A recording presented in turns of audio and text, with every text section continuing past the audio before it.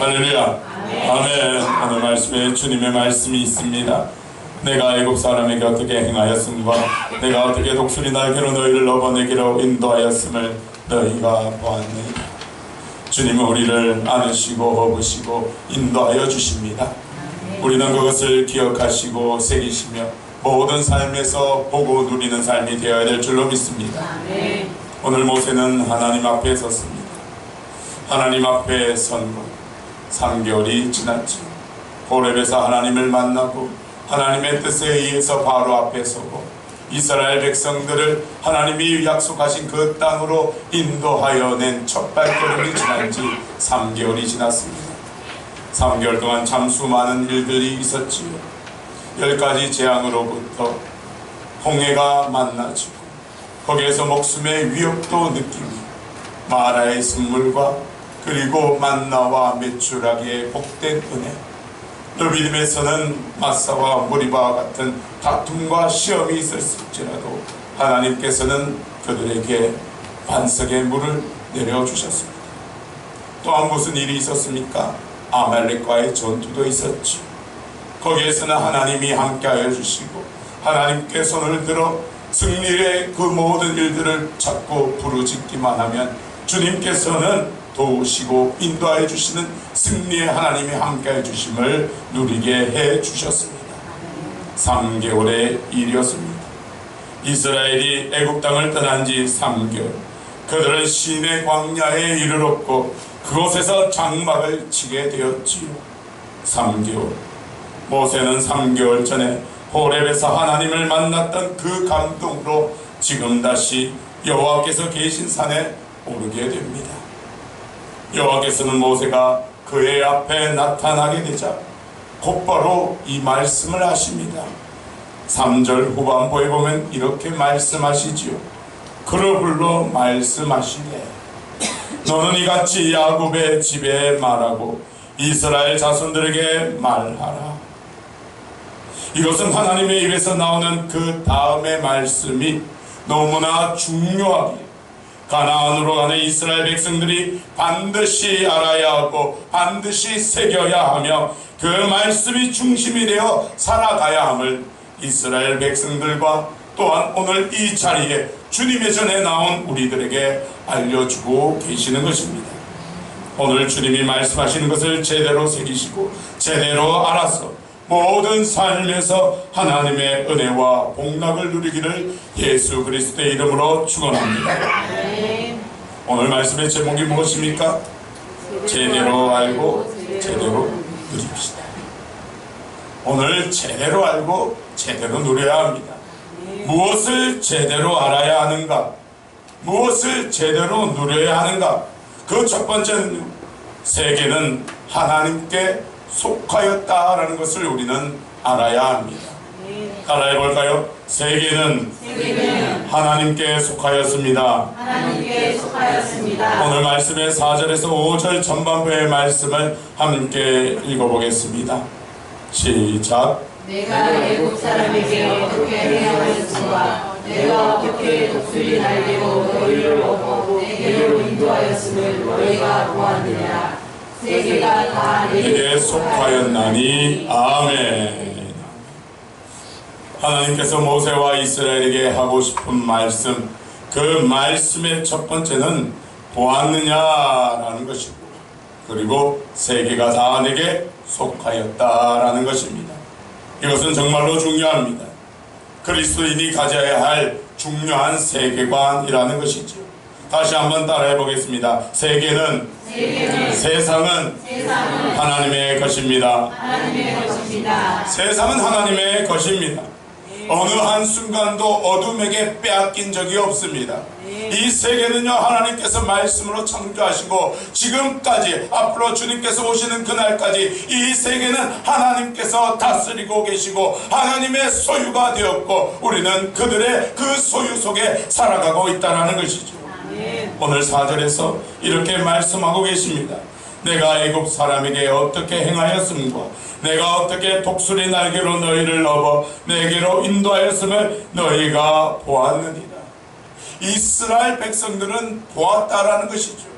세계가 다 내게 속하였다. 하나님께서 그 세계를 다스리고 계시다라는 것을 애굽에서부터 지금까지 3개월간의 그 여정 속에서 다 발견하고 보았다라고 하나님은 선포하고 계십니다. 10가지 재앙들이 있었지요. 10가지 재앙들을 통해서 자연과 그 공충들과 동물들과 모든 세상의 피조물들은 하나님께서 다스리신다는 것을 알려주었습니다. 질병까지 조차입니다. 생명까지 조차입니다. 모든 것이 하나님께서 다스리시고 때로는 우리의 필요까지도 채워주시는 하나님, 그 하나님의 행하심을 보았느냐. 우리는 그것을 봄으로, 우리 삶에서 그것을 봄으로 하나님께서 세상을 다스리시고 세상은 하나님께 속하였다라는 것을 깨달아야 될 줄로 믿습니다. 그래서 우리는 하나님께 구하고 하나님을 신뢰하고 의지해야 하는 것입니다. 모든 것을 주시는 분이 하나님이시다. 모든 것이 주시는 분이 하나님이시다라는 것을 우리는 깨달아야 하지요. 구약에서 나오는 바알과 아세라가 주는 것이 아닙니다. 우리의 삶에서 직장의 상사가 베풀어주고 돈이 모든 것을 해결해 주는 것, 그것이 아니다라는 것이죠. 하나님께 다 속하였고 하나님께로부터 나오며 하나님께서 이루어 가시는 것임을 우리는 깨달아야 될 줄로 믿습니다. 요한복음 14장 13절에 그래서 이렇게 말씀하고 계십니다. 너희가 내 이름으로 무엇을 구하든지 내가 행하리니, 주님께서 행하신다라고 하십니다. 이사야 26장 4절에 너희는 여호와를 영원히 신뢰하라. 여호와를 영원히 신뢰하라. 주 여호와는 영원한 반석이심이로라. 저희 아버지께서는 종종 이런 말씀을 하십니다. 아들들이 모여있으면 이런 말씀 하십니다. 언제 일하지 아니하고 아들 덕을 좀 볼 수 있을까라고 말씀하십니다. 지금요 73세 되십니다. 근데 아직 기술을 가지고 계셔서 공장에서 일을 하고 계시는데 늘 만나면 이렇게 얘기합니다. 내가 언제 일 좀 안 하고 아들 덕 좀 볼 수 있을까? 두 아들이 있는데 두 명을 다 목사로 내어놓았으니 참 내가 아직까지 벌어 먹어야 되는구나 라고 그렇게 한탄하십니다.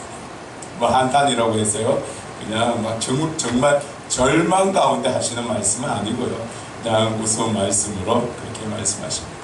그러면 저는 또 웃으면서 이렇게 말합니다. 아버지, 뭐 가지고 싶은 거 있으세요? 뭐 필요한 거 있으세요? 그리고 이렇게 합니다. 아버지, 차가 낡았는데 차 한 대 바꿔드릴까요? 아버지, 이번 올해 말에 추석쯤이나 9월 10월달 되면 아버지 생신과 어머니 생신을 맞이해서 우리 해외로 가족여행 한번 가요. 일본으로 한번 갈까요? 다 보내드릴게요. 한번 같이 가요. 아버지께서는 뭐라고 말씀하실까요? 돈이 어디 있냐? 예, 간단하죠. 돈이 어디 있느냐? 예, 뭐 돈이 어디 있겠습니까? 그런데요, 저는 이렇게 말합니다. 아버지, 하나님께서 주시잖아요. 별로 아멘이 안 되십니까? 저는 이렇게 그 말씀이 있을 때마다 이렇게 말합니다. 하나님께서 주시잖아요. 하나님께서 우리에게 주시잖아요. 하나님께서 이 세상 만물의 주관자가 되시고요. 그의 호주머니에서 하나 내어주시면요, 우리 삶에 해결되지 못하는 게 없어요. 아버지 하나님께서 주시니까요, 그냥 우리는 믿고 기다리면 돼요. 자, 말씀해 보세요. 가고 싶다라고 말씀만 하세요. 가지고 싶다 말씀만 하세요. 그러면요, 조금 있으면 아버지 눈앞에 그것이 다 현실로 나타나 있을 것입니다. 여러분 정말로 그렇게 됨을 믿으십니까? 네. 그렇게 됩니다. 사실요, 이 몇 년 전에는요, 저희 가족들 전부 다 저희가 돈을 내어서 해외여행 한번 갔다 왔죠. 갔다 왔고요. 그리고 올해는요, 또 몇 명입니까? 10명을 우리 가족들, 처가 식구들 10명을 데리고 저희가 돈을 다 내어서 해외여행을 다녀왔습니다. 10명이 해외여행을 갔다 온다. 얼마가 들까요? 예, 7, 800, 1000만 원 가까이 됩니다. 예, 누가 냈을까요? 예, 저희가 내었습니다. 어느 권사님의 고백이 있었습니다. 권사님의 직장에, 그러니까 사업장에 어떤 분이 찾아와서 우리 교회가 하는 일들을 이렇게 얘기하니까 그 분이 이렇게 말씀하셨다라고 하더라고요. 그 교회 목사님 되게 부자입니까? 예, 한번 저에게 물어보십시오. 목사님 부자이십니까? 라고 물어보십시오. 시작. 목사님 부자이십니까? 예, 저는 부자입니다. 저는 부자입니다. 왜냐하면 제 아버지 하나님께서 부자이시기 때문입니다. 하나님께 구하니까요, 경비는 다 마련해 주시고요. 하나님께 구하니까요, 교회가 행해야 할 일들을 다 채워 주십니다. 이것은 아주 사소하고요, 아주 간단한 거예요. 여기에 이 사실을 모르시는 분은 아마 없을 것입니다. 하지만 그것을 얼마나 믿느냐, 오늘의 그 기도하신 권사님처럼 얼마나 믿느냐, 그 믿음이 실상이 되고요, 믿음이 증거가 우리 삶 가운데서 나타나게 되어 있다는 것이죠. 믿음은 바라는 것들의 실상이요, 보이지 않는 것들의 증거라고 말씀하고 계십니다. 그래서 저는 아버지께 말합니다. 아버지, 기대하세요. 올해는 준비하세요. 올해는 일본으로 한번 갔으면 좋겠습니다. 여러분들 이 선포대로 가나 안 가나 한번 보십시오. 아마 9월 달에서 10월 달에 부모님 모시고 한번 또 가려고 합니다. 여러분들 돈이 없다 그러지 마십시오. 돈은 누구에게 있습니까? 하나님께 있습니다. 우리는요, 그 다음 본문에 나오겠지만요, 우리는 하나님의 백성이고요, 예수 그리스도를 통하여 하나님의 자녀가 되었습니다. 그것을 누리는 모두가 되기를 축복합니다. 우리는 우리에게 믿음이 있을 때 하나님의 능력이 나타남을 우리는 깨달아야 합니다.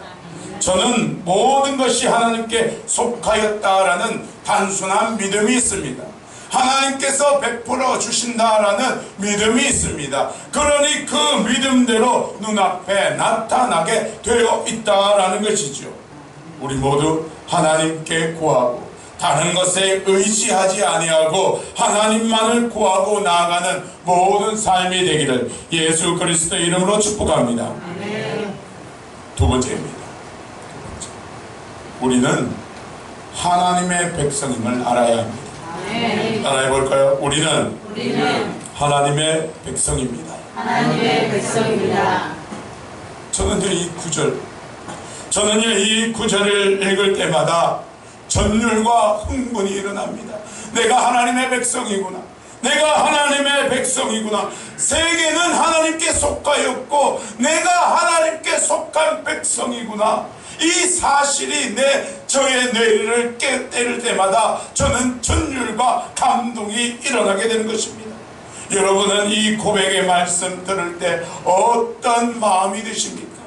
여러분 혹시 이 선포가, 하나님께서 하신 이 선포가 여러분들에게 들려질 때 마치 길을 가다가 10원짜리 하나 주운 듯한 느낌, 그런 느낌으로 받는 것은 아니십니까? 뭐 이거 대단한 게 있느냐? 여러분들 길을 가다가 10원짜리 한번 주워보십시오. 10원짜리 하나 주었다라고 감격하여서 내가 세상을 얻었다라고 느끼며 살아가는 사람 아무도 없습니다. 그런 느낌이 아니에요. 마치 하나님께 속한 하나님의 백성이 되었다는 것은요, 보화를 발견한 것과 같아요. 천국을 발견한 그 보화, 숨겨진 보화를 발견한 사람과 같다는 것입니다. 우리는 이 사실에 흥분해야 될 줄로 믿습니다. 이 사실에 감격해야 될 줄로 믿습니다. 다시 한번 오늘의 이 말씀, 우리는 하나님의 백성이다라는 이 말씀 5절에서 6절을 새기며 읽어보도록 하겠습니다. 시작. 세계가 다 내게 속하였나니 너희가 내 말을 잘 듣고 내 언약을 지키면 너희는 모든 민족 중에서 내 소유가 되겠고 너희가 내게 대하여 제사장 나라가 되며 거룩한 백성이 되리라. 너는 이 말을 이스라엘 자손에게 전할지니라. 아멘. 여러분 이 말씀을 믿으십니까? 여러분 이 말씀이 새겨지십니까? 이 말씀을 통해서 이 말씀을 믿음으로 복된 삶을 누리기를 축복합니다. 하나님께서는 하나님의 백성을 삼아주시면서 첫 번째로 하나님의 소유라라고 말씀하고 계십니다. 소유다. 소유. 여기서 이 소유는 무엇인가? 하나님께서 보석과도 여기겠다. 보석과 같이, 보물과도 같이 귀하게 여기겠다라는 의미가 담겨 있습니다. 하나님은 우리를 그저 그런 것, 세상 가운데서 하나 있는 것, 그것으로 여기는 것이 아니라 하나님께서는 그 어느 것보다 귀하게 여기시고 보물과도 같이, 보석과도 같이 우리를 여기신다라는 것이죠. 그래서 그 자신이신 예수 그리스도를 이 땅에 내어 보내주셔서 그를 믿을 때마다 우리는 귀한 자녀된 삶을 살 수 있다는 것이죠. 여러분은 하나님의 소유입니다. 귀하신 분들입니다. 정말로 귀하신 분들입니다. 우리 역사를 한번 볼까요? 당신은 보석과도 같습니다. 당신은 보석과도 같습니다. 아멘. 하나님은요 또 우리에게 이렇게 말씀하십니다. 제사장 나라가 되리라. 제사장 나라가 되리라.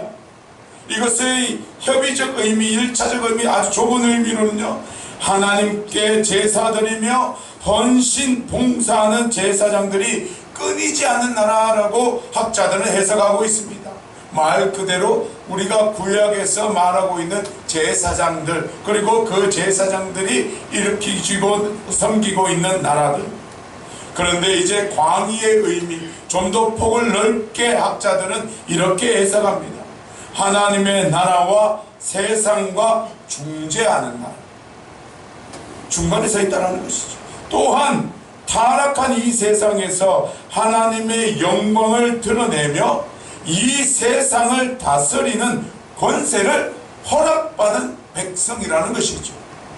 제사장 나라가 되었다라는 것은 오늘날 이 시대에 단순한 의미가 아니라는 것입니다.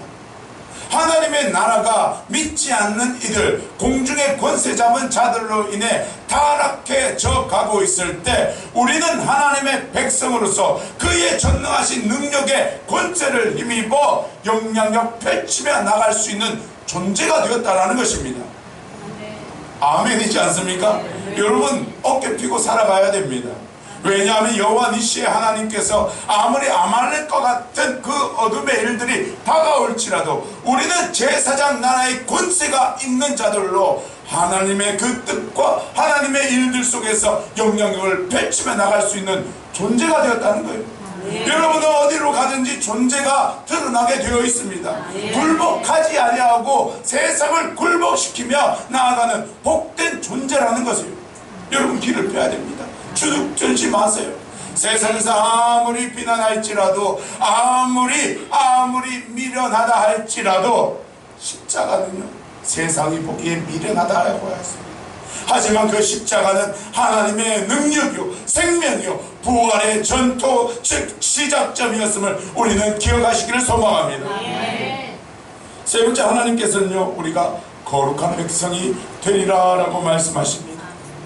거룩한 백성이라는 것은요 세상과 거룩하다는 것은 구별되었다라는 것입니다. 하나님은 세상과 우리를 동일하게 이곳에서 살게 할지라도 우리를 특별히 구별하셨다라는 거예요. 전부 다 이어집니다. 우리를 보석같이 구별합니다. 보석을요 보물을요 아무데나 두지 않습니다. 목사인 저희 가정에도 보물 폐물이 있습니다. 뭐가 많겠습니까? 결혼할 때 주고받은 그거 아무데나 놔두지 않습니다. 그래도 상자 안에 기념하면서 귀하게 구별하여 놔둡니다. 세상에서 보기에는 그렇게 가치 있는 것은 아닙니다. 하지만요 보물이고 우리 안에 쓰여있는 의미 있는 보석이기에 그것을 구별하여 놔두고 있다는 것이죠. 하나님은 우리를 마치 보석과 같이 보물과 같이 세상에서 동일하게 살지라도 구별하신다는 거예요. 그것이 바로 거룩한 백성으로서의 삶을 살 수 있도록 인도하여 주신다는 것입니다. 그게 바로 구별된 자의 복됨이라는 거예요. 그냥 갈라쓴다는 것이 아니에요. 우리가 그곳에서 하나님의 영향력을 펼치며 살아갈 수 있도록 하나님은 구별된 존재가 올바로 찬양의 삶을 살 수 있도록 기르시고 인도하여 주시고 독수리가 그 새끼를 업어 날아오름 같이 보호하고 인도하여 주신다라는 것입니다. 이제 말씀을 마치고자 합니다. 하나님은 6절의 끝부분에 이렇게 말씀하셨습니다. 이 말을 이스라엘 자손에게 전할지니라. 이제 이 말씀을 모세에게 마지막으로 들려주셨습니다. 그리고 이스라엘 백성들은 모세를 통하여 이 말씀을 받게 되죠. 다음 주에 살펴볼 본문입니다. 우리는 성경을 이미 읽어보았기 때문에 이스라엘 백성들이 앞으로 가나안 땅에 들어서서 그들이 어떻게 살았는지를 어렴풋이 알고 있습니다. 말씀을 받은 자, 그들이 어떻게 살아갔습니까? 그들의 삶을 보면, 가나안에서의 삶을 보면 그들은 그 말씀을 지키지 아니하고 살아갔다라는 것이죠. 물론 잘 지켰을 때가 있습니다. 어느 시대입니까? 다윗의 시대입니다. 다윗의 시대는 이 말씀의 언약의 복들이 다 누림을 받는 때였습니다. 그러나 솔로몬의 시대로부터 이스라엘 백성들은 하나님을 떠난 삶을 살게 되죠. 하나님께 속하였다라는 것을 깨닫지 못하고 바알과 아세라에게 머리를 굽히고 세상의 정치와 권력에게 귀를 기울이고 무릎을 꿇는 그들을 보면서 하나님은 떠나버리시게 됩니다. 에스겔에게는 떠나는 환상을 보여주시고 예레미야에게는 성전의 멸망의 모습까지도 다 경험하게 하셨다라는 것이지요. 여러분 아셔야 합니다. 하나님의 말씀은 듣는다라고 끝나는 것이 아닙니다. 오늘 하나님의 말씀을 들었어요 라고 끝나는 것이 아니다라는 것이지요. 지키고 나아가야 합니다. 너희가 내 말을 잘 듣고 내 언약을 지키면. 오늘 우리는 말씀을 받았기에 이것을 잘 듣고 잘 지켜 하나님의 백성으로서의 모든 은혜와 복락을 누리기를 예수 그리스도의 이름으로 축원합니다. 아멘. 기도드리겠습니다.